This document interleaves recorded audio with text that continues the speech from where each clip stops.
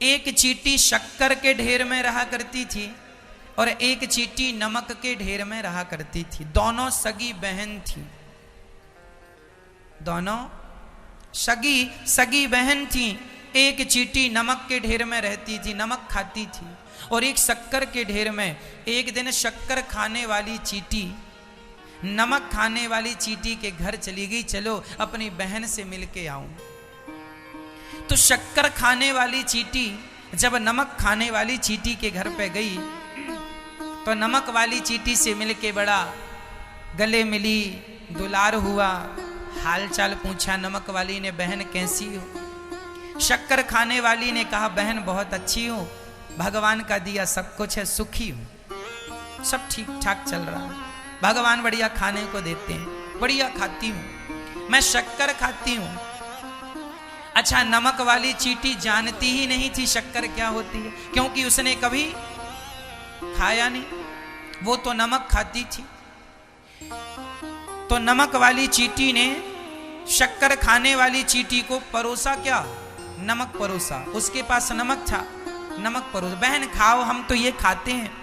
और जब शक्कर वाली चींटी ने नमक खाया, वो मीठा खाती थी और नमक खारा खारा, थू थू थू थू थू थू, पर उसने बोला कुछ नहीं, क्योंकि सबकी अपनी अपनी स्थितियां हैं। कोई हलवा पूड़ी खाता है, कोई बासी रोटी खाता है। तो बासी रोटी खाने वाले को देख के हमें हंसना तो नहीं चाहिए कि तुम बासी रोटी खाते हो, सबकी अपनी अपनी मजबूरियां हैं, हंसना नहीं चाहिए। तो शक्कर वाली चींटी बड़ी समझदार थी, उसने कुछ बोला नहीं और उसने अपनी बहन को निमंत्रण दिया, बहन कभी हमारे घर आओ। एक दिन नमक वाली चींटी ने प्लान बनाया कि चलो हम अपनी बहन से मिलने जाते हैं, पर नमक वाली चींटी बड़ी होशियार थी, उसको लगा यदि हम अपनी बहन से मिलने गए, उसने कहा था हम शक्कर खाते हैं, पता नहीं वो शक्कर जाने कैसी होती होगी, हमारे नमक से अच्छी होती है कि नहीं, पता नहीं हमें अच्छी लगती है कि नहीं। एक काम करो, अपना थोड़ा सा नमक लेके ही चलो, भूख लगी तो खा सकते हैं। तो नमक वाली चींटी जब गई तो अपने मुंह में नमक का ढेला दबा के ले गई, यहां किनारे पे, यहां दबा लिया, नमक लेकर गई और शक्कर खाने वाली चींटी के पास पहुंच गई। शक्कर वाली ने गले लगाया, बहन कैसी हो, बड़े दिनों में आई हो, बैठो, सब हालचाल अच्छा, सब कुशल मंगल है, जरा बैठो। पानी पिलाया, अब परोस दिया शक्कर, ले बहन शक्कर खाओ।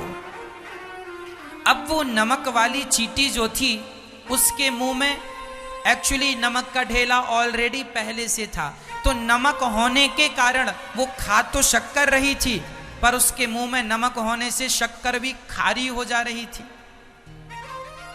क्योंकि शक्कर खाने के पहले आप जरा मुंह में नमक रख लीजिए और शक्कर को नमक के साथ मिला के खाएंगे तो शक्कर का स्वाद कम आएगा, नमक का स्वाद ज्यादा आएगा।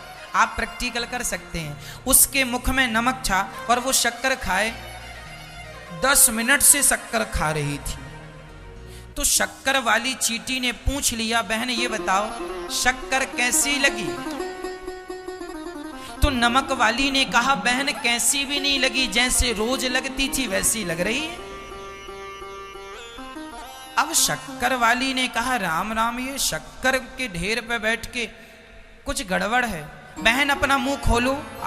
जब मुंह खोला तो उसके मुंह में इतना बड़ा नमक का ढेला, अरे इसे गिरा, उसे हटाया और जब हटा करके शक्कर खाया तो वो नमक वाली तो नमक भूल के शक्कर की दीवानी बन गई। वाह इतनी बढ़िया, हमने तो पहली बार खाई है, कभी खाया नहीं, तुम इतना बढ़िया खाती हो बताया नहीं।